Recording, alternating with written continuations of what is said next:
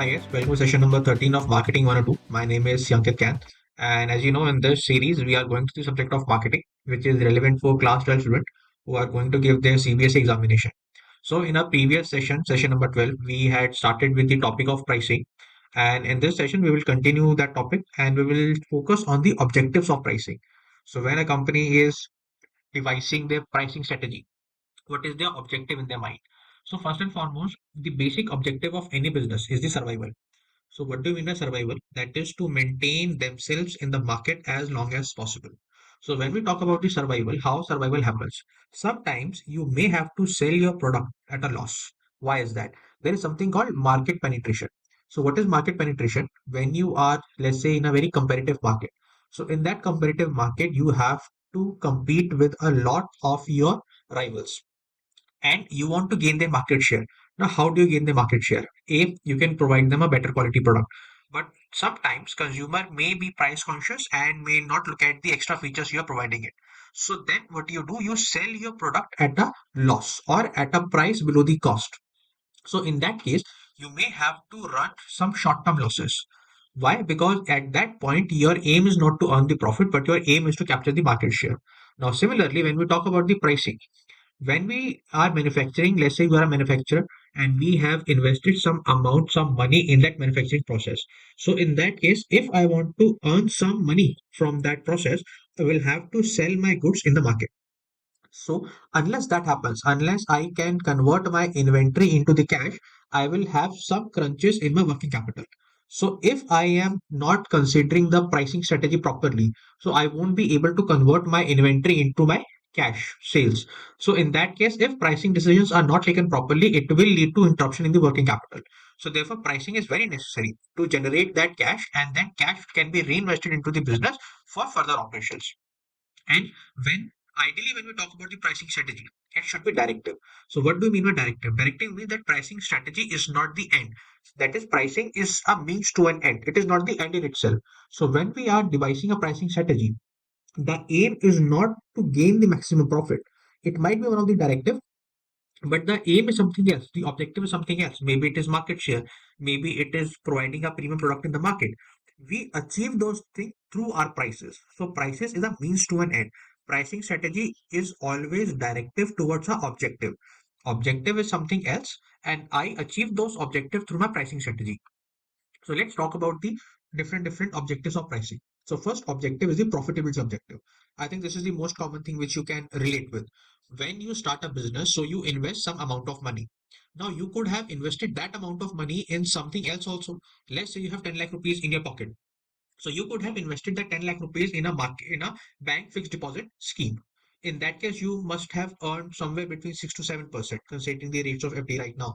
So when you decide not to invest that 10 lakh rupees in the fixed deposit scheme and you invest that 10 lakh rupees in your business, in that case, you will have a target rate of return in your mind.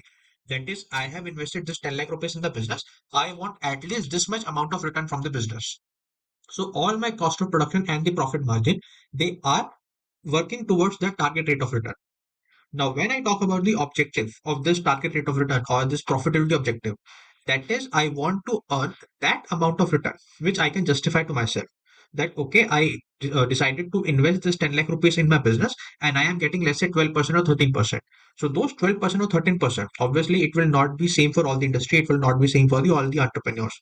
So you have to decide what is your target objective is, what is your target rate of return is, what you could safely say to yourself that yes, you have taken the right decision to invest in your business.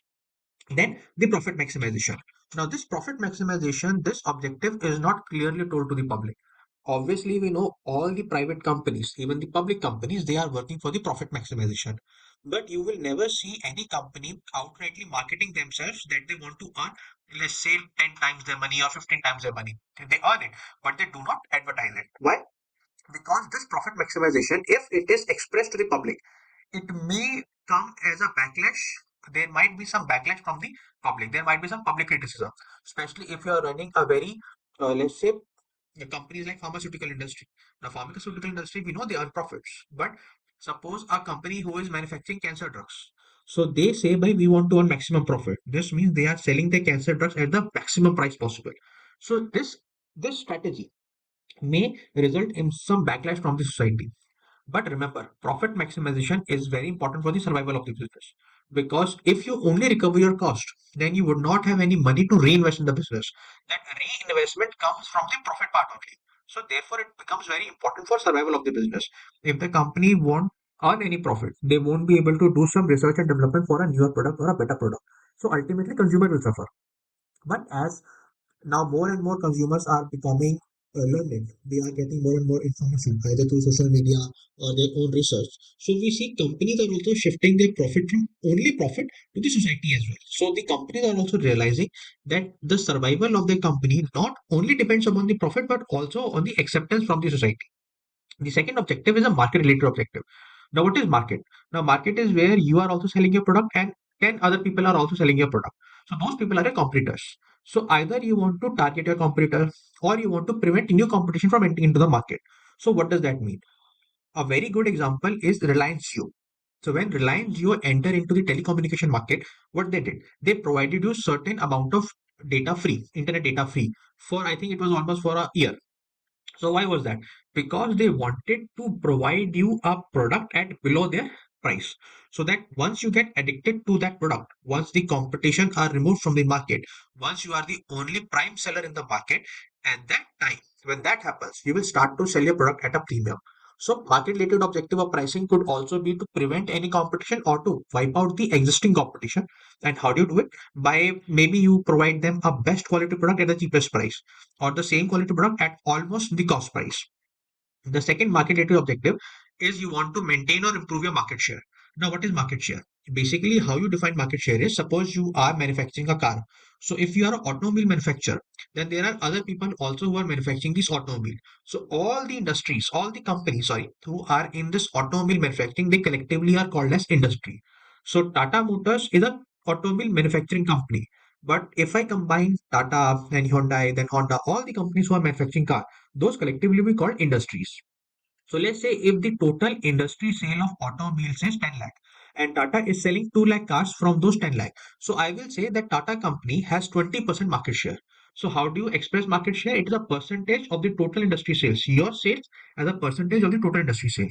So when we talk about pricing, what is the market related objective of pricing? One also objective of market related pricing related to the market is that they want to maintain or increase their market share. And a company's market strategy, the success of a company's market strategy is can also be measured with how much market share they have gained. And if you are following a very good or very competitive market pricing policy, then obviously you will also reflect, this will also reflect in the market share of the company. And sometimes when there is a potential for a new market or when a market is there and that market has a potential for growth, this market share becomes a very good indicator whether the firm's effectiveness is there or not. The third objective of market related point of view is the price stabilization. Now, what is price stabilization? That is, whatever happens in the market, the prices are remaining somewhat stable. They are moving between a range. Now, where do we see that? Especially in oligopoly markets, where there is only few sellers, but one of those sellers is a very big seller. So, all the people of that oligopoly market, let's say you have only five sellers. Of those five sellers, there is one big seller and four are small sellers. They know they cannot compete with that big seller. So that big seller becomes the price leader. And this price leader will decide the price. Now, other firms, they do not engage in the price war because they know they cannot compete. If that big seller becomes angry with them, they will take away or they will eat up their market share as well. So what happens? Companies, they decide to not engage in price war because they know they cannot compete with that big seller. So in that case, if there is a boom in the market, if there is a greater demand in the market, so companies might not increase their prices. They will forego their profit maximization. Or opposite happens, let's say there is short supply in the market, people are not buying the product, then I will not change my prices again. Why? Because I want to keep that prices stable because there is a price leader in the market. So price stability, why it is important or why it is necessary for the industries also, because industries can easily plan their production in the long run. If I know what is going to be prices from 10 years or 20 years, in that case I will be able to plan my production, so I will be able to save my cost. So that is how when price stabilization happens, companies are still able to earn profit because then my production process becomes very easy. The third objective of the uh, pricing is the public relation. So public relation, first thing is obviously A company with a good image in the eyes of the consumer is very influential. Why? Let's say there is a company who has a very good image in the eyes of the public. If that company comes out with a new product, then automatically that product will have acceptance in the eyes of the consumer because the company already has a good image in the eyes of the consumer. So therefore, the public image of the company also influence the pricing. A company with good prestige, a company which has good track record with the consumer, they will be able to sell their new product even at a higher prices.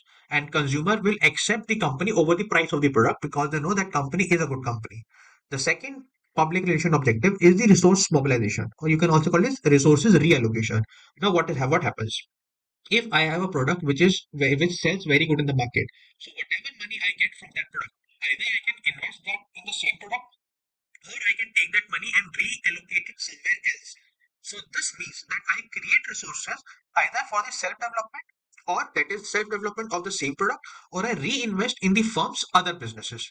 So in that case, higher prices ensure that I will always have money for the reinvestment. I will always have money for the innovation, for research and development of the new sector.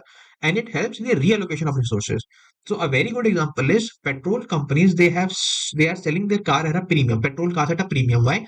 The money which they get from those sales, they are reinvesting in the electric vehicle segment. So this is resource mobilization. So this also influences your prices. With this, we have completed the objective of pricing. I hope you like this video. If you did, please like, share, and subscribe to my channel. Thank you so much for watching.